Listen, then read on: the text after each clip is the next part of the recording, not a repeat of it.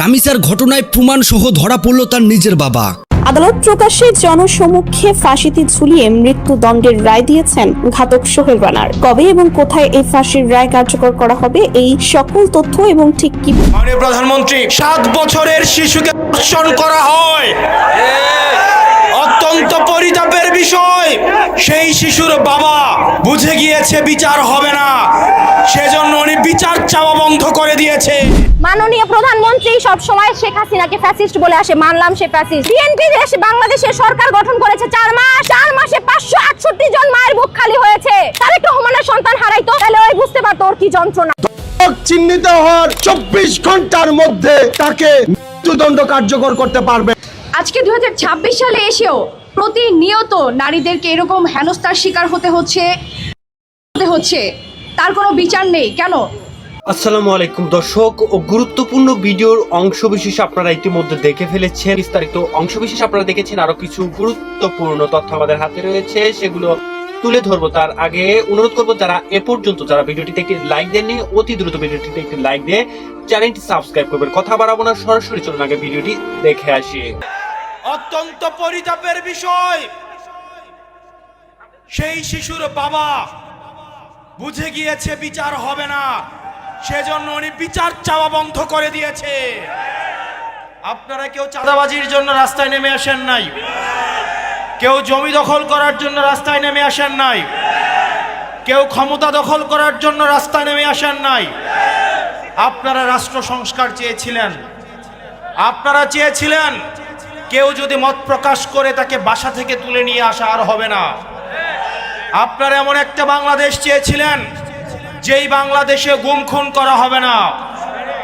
আপনি এমন একটা বাংলাদেশ চেয়েছিলেন যেই বাংলাদেশে মত প্রকাশ এবং দ্বিমত প্রকাশের দুইটারই স্বাধীনতা থাকবে। আপনি এমন একটা বাংলাদেশ চেয়েছিলেন যেই বাংলাদেশে প্রধানমন্ত্রীকে আপনি প্রশ্নের মধ্যে নিয়ে আসতে পারবেন।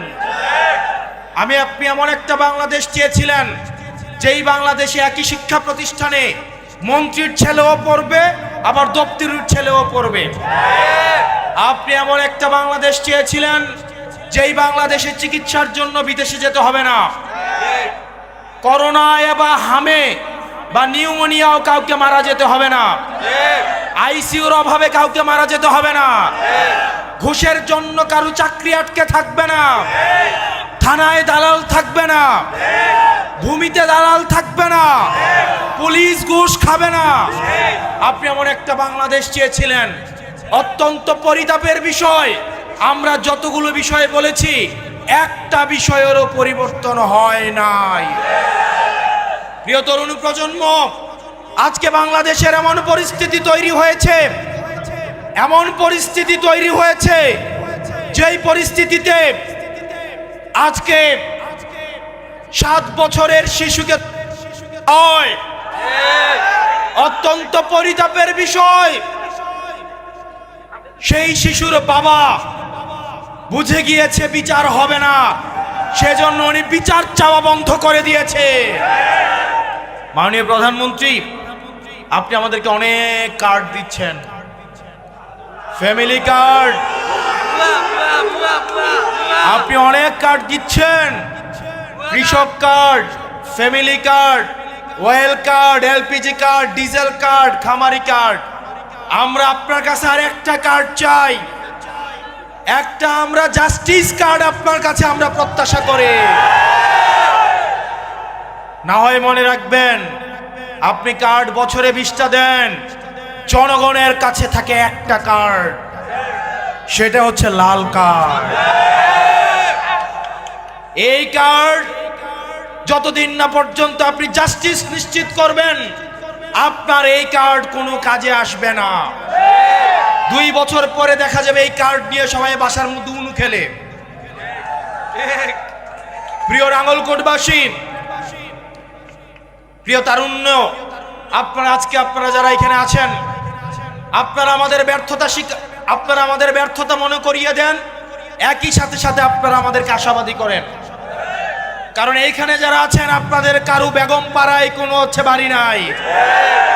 আপনারা এইখানে যারা আছেন, কারু মামা চাচার পরিচয় এখানে বসেন নাই। এইখানে যারা আছেন আপনাদের নেতার গাড়ির পিছনে দৌড়াইতে হয় না। আপনারা এইখানে যারা আছেন আপনাদেরকে কোনো রাজনৈতিক লাঠিয়াল বাহিনীতে রূপান্তর করা হবে না। আপনারা এইখানে এমন মানুষ আছেন যারা এনসিপি যদি কোনো ভুল করে সেটার আপনারা সমালোচনা করেন।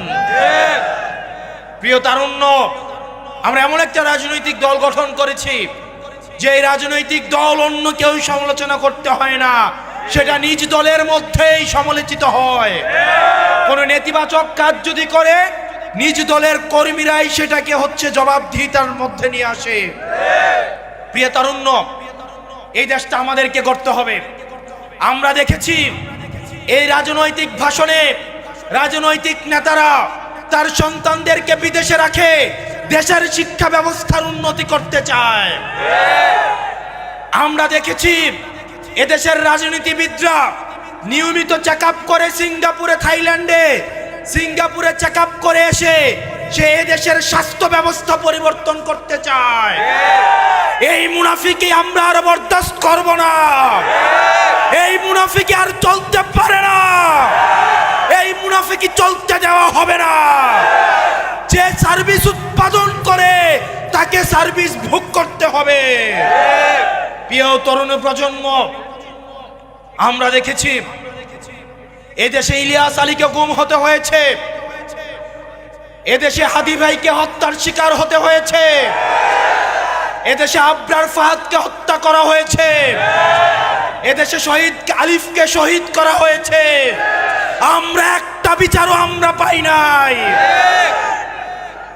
মাননীয় প্রধানমন্ত্রী, আমরা দেখেছি আপনার দলের নেতা কর্মীদেরকে গুম খুন হত্যা নিপীড়নের মধ্য দিয়ে এদেশের অনেকগুলো ফোর্স আপনাদের জীবনকে দুর্বিষহ করে তোলা হয়েছে।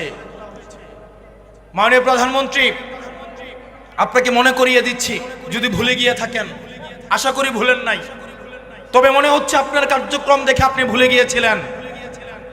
আপনার মা বাংলাদেশের গণতন্ত্রের জন্য যিনি আপসহীন লড়াই করে গিয়েছেন, বেগম জিয়া 2017 সালে বলেছিলেন বিচার বিভাগকে পৃথকীকরণের মধ্য দিয়ে, আলাদা সচিবালয় স্থাপনের মধ্য দিয়ে আমরা বিচার বিভাগের স্বাধীনতা নিশ্চিত করতে চাই। অন্তর্বর্তীকালীন সরকার সেই বিষয়টি করেছিল। অত্যন্ত দুর্ভাগ্যের বিষয়, আপনি ক্ষমতায় এসে বিচার বিভাগের স্বাধীনতাকে আবার আপনি কুক্ষিগত করেছেন। আপনি আপনার মা যে প্রতিশ্রুতি দিয়েছিল, বাংলাদেশের মানুষকে যে অঙ্গীকার দিয়েছিল, সেই অঙ্গীকার আপনি ভঙ্গ করেছেন। জনাব মির্জা ফখরুল ইসলাম আলমগীর মহাসচিব, উনি বলেছিলেন ওনারা যখন ক্ষমতায় আসবেন ওনারা র্যাবকে বিলুপ্ত করে দিবেন। অত্যন্ত পরিতাপের বিষয়, ওনারা র্যাবকে বিলুপ্ত করবেন না, ওনারা পুরান বোতলে একটা নতুন একটা মোড়ক লাগাবেন। ক্ষমতায় এসে আপনারা যদি আপনাদের নেতা কর্মীর উপরে নির্যাতন নিপীড়নগুলো ভুলে যান, মনে রাখবেন আপনারা এতদিন মজলুম ছিলেন, আল্লাহর ওয়াস্তে আপনারা জালিমের কাতারে নাম লেখায়েন না। আপনাদের নেতা কর্মী নির্যাতন নিপীড়নের মধ্য দিয়ে গিয়েছে, বাপ মায়ের জানাজা পড়তে পারে নাই, সন্তানদের স্কুলে দিতে পারে নাই, চাকরি করতে পারে নাই, বিশ্ববিদ্যালয় জীবন শেষ করতে পারে নাই, রিক্সা চালিয়ে জীবিকা নির্বাহ করতে হয়েছে। তাদের সাথে মুনাফিকি করেন না। প্রিয় তরুণ প্রজন্ম, আমাদেরকে দায়িত্ব নিতে হবে। আমাদের উত্তর প্রজন্ম যারা ছিল তারা ব্যর্থ হয়েছে। বর্তমানের কাঠগড়ায় আমরা আমাদের অতীত প্রজন্মকে আমরা জবাবদিহিতার মধ্যে নিয়ে আসি। ঠিক একইভাবে আমাদের রাষ্ট্র পুনর্গঠনের সুযোগ এসছে। আমরা চাঁদাবাজের পরিবর্তন চাই না, আমরা চাঁদাবাজির পরিবর্তন চাই। আমরা চেয়েছি, আমরা দুর্নীতির পরিবর্তন চেয়েছি। আমরা হাসিনা যেই পদ্ধতিতে, যেই সিস্টেম দিয়ে হাসিনা উৎপাদিত হয়, আমরা সেই সিস্টেমের পরিবর্তন চেয়েছি। তরুণ প্রজন্ম, আমরা যদি এমন একটা বাংলাদেশ চাই, যেই বাংলাদেশ আপনার মেধা দিয়ে, আপনার যোগ্যতা দিয়ে, আপনার দক্ষতা দিয়ে আপনি কর্মসংস্থান নিশ্চিত করবেন। যেমন এই নাঙ্গলকোটের শিক্ষার যেই মান, আমরা গত বছরে মাত্র 54% এসএসসি পাস করেছে। অত্যন্ত দুঃখজনক বিষয়, এই নাঙ্গলকোটে মাত্র 54% এসএসসি উত্তীর্ণ হয়েছে। এই নাঙ্গলকোটের অসংখ্য মানুষ রেমিটেন্স যোদ্ধা বিদেশে যায়, কিন্তু দেশ থেকে দক্ষ হয়ে যায় না বলে একটা পাকিস্তানি, ফিলিপাইনি বা ইন্ডিয়ান একটা শ্রমিক প্রায় 1500 রিয়াল বেতন, আর একটা বাংলাদেশি শ্রমিক অদক্ষ থাকার কারণে পায় 800 রিয়াল বেতন, 600 রিয়াল বেতন। এই যে তরুণ প্রজন্ম আপনারা যারা আছেন, আমরা চাই এই জনগণকে জনশক্তিতে রূপান্তর করে আমরা বাংলাদেশটাকে স্বনির্ভর করব। আমরা চাই না আপনারা কোনো নেতার পিছনে, নেতার গাড়িতে গাড়িতে ছোটেন, চাকরির জন্য রাজনৈতিক কোন ধরনের আপনারা লিয়াজু করেন। আপনি যে দলেরই হন না কেন, যোগ্যতার ভিত্তিতে আপনার চাকরি আমরা নিশ্চিত করব। আপনি যে দলেরই হন না কেন, আমরা ততটুকুই আপনাদের অন্য দলের প্রতি ইনসাফ করব। এই জায়গাগুলো চাকরি, স্বাস্থ্য, কর্মসংস্থান, বিচার, এই জায়গাগুলোকে কোনোদিনও দলীয়করণ করা হবে না। মাননীয় প্রধানমন্ত্রী সব সময় শেখ হাসিনাকে ফ্যাসিস্ট বলে আসে, মানলাম সে ফ্যাসিস্ট। বিএনপি দেশ বাংলাদেশের সরকার গঠন করেছে 4 মাস, 4 মাসে 568 জন মায়ের বুক খালি হয়েছে। তারেক রহমানের সন্তান হারাইতো, তাহলে ওই বুঝতে পারতো ওর কি যন্ত্রণা। আল্লাহ আপনার ঘরে একটা রাজকন্যা দিছে, প্রত্যেকটা নারীকে একটা সুরক্ষা কার্ড দেন, যাতে সেই কার্ডের বিনিময় হলো আপনার মন্ত্রীদের, আপনার চামচাদের হাত থেকে তারা রক্ষা পায়। গদি ছেড়ে দেন তারেক রহমান। স্বরাষ্ট্রমন্ত্রী বলেন সংবিধানে নাই। আরে আপনার সংবিধানে তো এটা আছে, আপনার নেতা মন্ত্রীরা রাতের আধারে সুন্দরী মেয়ে খুঁজে বিচার করতে না পারেন, আপনারা আমার হাতে তুলে দেন। তাজু ভাস্করের সামনে দাঁড়ায় তাকে মারবো, রামিসার মা দেখবে, আসিয়ার মা দেখবে, তনুর মা দেখবে, দেখে দেখে তাদের ভিতরে অন্তর যে যন্ত্রণা সে জ্বালা মিটাবে। আমাদের স্বরাষ্ট্রমন্ত্রীর মাস্টার প্ল্যান, এই কথা বুঝতে পারবেন না, সে বলছে না I have a plan, plan is start, plan is start, বাচ্চাটা কেনেন, প্ল্যান ইজ স্টার্ট। আজকে রামিসার মার মাথায় হাত বুলিয়ে, বাবার মাথায় হাত বুলিয়ে বকে 10 লাখ টাকা দিবে। এটা দিবে কেন? সে মহান হওয়ার জন্য, উদার হওয়ার জন্য। রামিসার মায়ের দুঃখ সে ঘুচাতে পারবে? 10 মাস 10 দিন ওই মহিলা সন্তানটাকে কোলে পেটে করে মানুষ করছে, সে কি ভুলতে পারবে? আমি একজন মা, আমি 10 মাস 10 দিন একটা সন্তান গর্ভে ধারণ করছি, আমি বুঝি সন্তান হারানোর কি যন্ত্রণা। তারেক রহমানের সন্তান হারাইতো, তাহলে ওই বুঝতে পারতো ওর কি যন্ত্রণা। প্রধানমন্ত্রী সন্তান হারাইলে সেটা সারা দেশে কারপুজারি হয়ে যাইতো। আজকে সাধারণ আমার একটা মেয়ে, আমার একটা বোন, আমার একটা সন্তান মারা গেছে, দেশে কারো একটা বাল ছিঁড়া যায় নাই, কারো একটা কিচ্ছু হয় নাই। শহীদ শরীফ ওসমান হাদির মতো লোক মারা গেছে, কারো কিচ্ছু হয় নাই। আমার আসিয়া গেছে, কিচ্ছু হয় নাই। গত পরশু দিন রাতে চট্টগ্রামে আমার ফারিয়া 3 বছরের মেয়ে, ও কিচ্ছু বোঝে না, ওর কোনো বোঝার কোনো বয়সই না, ও করছে, সেটার কোনো বিচার হয় নাই। আজকে সারাদিন দেখছি এখানে একটা ভাই একটা পোস্টার, একটা ফেস্টুন নিয়ে বসে আছে, তার একটা ক্লাসমেটের আম্মাকে গলা কেটে ঘরে হত্যা করা হয়েছে, সেই খবর আমরা শুনতেই পাই নাই। দেশের আইনের ব্যবস্থা ভালো করুন, আপনারা ভালো হন, ন্যায়ের পথে চলুন, আর না হয় দেশটাকে আমাদের হাতে ছেড়ে দিন। আমরা মায়েরা এখনো জীবিত আছি, আমার ভাইয়েরা আছে, আমার বাবারা আছে, আমরা আমাদের দেশবাসীকে সুরক্ষা দিব। একটা মাস সময় নিয়ে দেখাই দিব কিভাবে দেশ চালাইতে হয়। প্রথম পরিসরে চাঁদাবাজি বন্ধ করেন, মববাজি বন্ধ করেন, টেন্ডারবাজি বন্ধ করেন, মাদক সেবন বন্ধ করেন। আমাদের টাকায়, আমাদের ট্যাক্সে, আমাদের আয় করে, আমাদের ভ্যাটে আপনারা মন্ত্রীরা বেতন পান। আমরা ভ্যাট দেওয়া বন্ধ করে দিই। আমার যত রেমিটেন্স যোদ্ধা ভাইয়েরা আছে, আমার যত প্রবাসী ভাইয়েরা আছে, আমার প্রবাসী ভাইয়েরা রেমিটেন্স বন্ধ করে দেখবো আপনাদের কেমন হয়, দেখবো আপনাদের কেমন হয়, কিভাবে চলে আপনার এই বাংলাদেশ। মাননীয় প্রধানমন্ত্রী সব সময় শেখ হাসিনাকে ফ্যাসিস্ট বলে আসে, মানলাম সে ফ্যাসিস্ট। ফ্যাসিস্ট আমলে কোনোদিন 4 মাসের মধ্যে 568টা শিশু হয়েছে, 568টা। বিএনপি দেশ বাংলাদেশের সরকার গঠন করেছে 4 মাস, 4 মাসে 568 জন মায়ের বুক খালি হয়েছে। সেই দিন একটা নিউজে দেখলাম গর্ভবতী মহিলা পেট থেকে বাচ্চাকে বের করে মাটির নিচে পুঁতে দিয়েছে। এইগুলোর সাথে আমাদের স্বরাষ্ট্রমন্ত্রী সংবিধানে আছেন, উনি সংবিধান দেখান। সংবিধানে যদি থাকে সংবিধান তৈরি করুন, নাইলে আমরা যদি সংবিধান তৈরি করি আপনারা কিন্তু জায়গা পাবেন না। আমার এই সন্তানটার নিশ্চয়তা কি? আমার এই সন্তানটার সুরক্ষা কি? আমার এই বাচ্চার আমি গতকালকে দেখলাম বলছে যে পোশাক আশাক ঠিক করো। আমার এই বাচ্চাটার কি পোশাক ঠিক করব? কিছু কুলাঙ্গারের কিছু কিছু কুলাঙ্গারের এই বাচ্চার উপরে নজর পড়ে, আমার এই বাচ্চাটাকে আর কিভাবে ঢাকলে ওই কুলাঙ্গারের নজরটা সরে যাবে আমার এই বাচ্চার কোল থেকে। আমার বোন যথেষ্ট পর্দায় বের হয়েছে, তবুও কুলাঙ্গারের হাত থেকে বাঁচতে পারে না, কুলাঙ্গারের বদ নজর থেকে বাঁচতে পারে না। আর কিভাবে বের হলে তাদের নজর সরবে? আমাদের মাননীয় স্বরাষ্ট্রমন্ত্রীর সংবিধানে আছে চাঁদাবাজি করার জন্য পাথর নিক্ষেপ করে মারা, আমাদের মাননীয় স্বরাষ্ট্রমন্ত্রীর সংবিধানে নাই তো প্রকাশ্যে শাস্তি দেওয়া। আরে আমরা মুসলিম, আমাদের মুসলিমেরা ইসলামের ধর্মে আছে তো প্রকাশ্যে শাস্তি দেওয়া। আফগানিস্তান বলেন, পাকিস্তান বলেন, সৌদি আরব বলেন, প্রকাশ্যে একদম মাথা মুন্ডু আলাদা করে দেওয়া হয়, এক কোপে গর্দান আলাদা করে দেওয়া হয়। আর সেখানে আমাদের মাননীয় স্বরাষ্ট্রমন্ত্রী বলেন সংবিধানে নাই।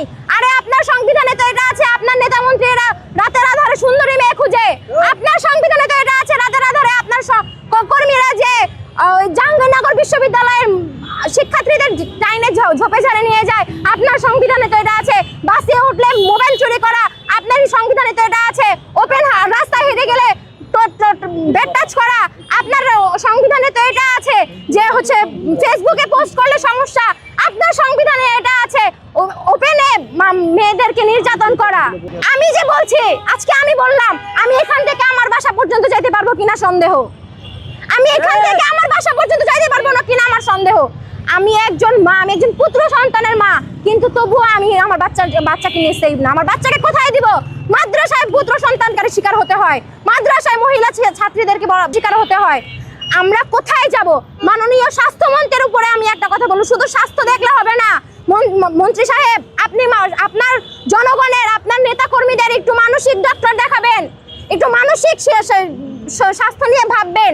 কারণ এই সমস্ত বিকৃতি মস্তিষ্কের জনগণ যতদিন এই সমাজে থাকবে, ততদিন এই সমাজ সুন্দরভাবে সুশীলভাবে হবে না। আপনি যদি আপনারা বৈধভাবে চাঁদা খুঁজেন, ওটাকে বলে সমঝোতা। আমাদের আইনমন্ত্রী, আমাদের সড়ক মন্ত্রী বলে, ওটাকে চাঁদা বলে না, ওটাকে বলা হয় টোল ফি, ওটাকে বলা হয় সমঝোতা। ওইটা আপনার সংবিধানে আছে।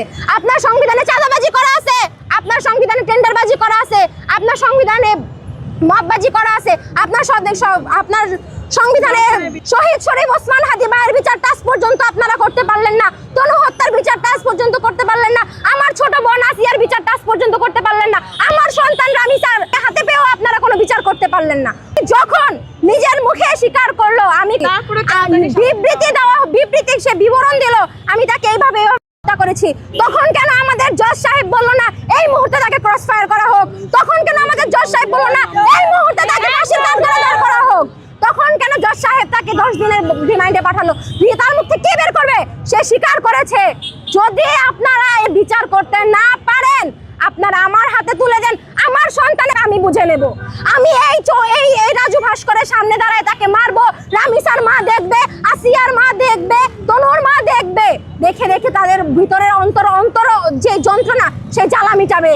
আমি তাদেরকে যেভাবে তাদের করা হয়েছে, রামিসাকে যেইভাবে শরীর থেকে গর্দনটা আলাদা করা হয়েছে, বুক কেঁপে ওঠে বিচার করার আগে। আমরা এখন পরিবার পরিকল্পনা করতেও ভয় পাই, সন্তান জন্ম দিব, সন্তানের সুরক্ষা কিভাবে দিব? আমরা এখন পরিবার পরিকল্পনা করতেও ভয় পাই, এই দেশে মেয়ে কন্যা সন্তান হবে, কোথায় লুকাবো? আগে কন্যা সন্তানকে নিয়ে ভয় পাইতাম, এখন আমরা আমাদের ছেলে সন্তানকে নিয়েও ভয় পাই। মাদ্রাসার হুজুর তার সঙ্গে সমকামিতা করার চেষ্টা করবে।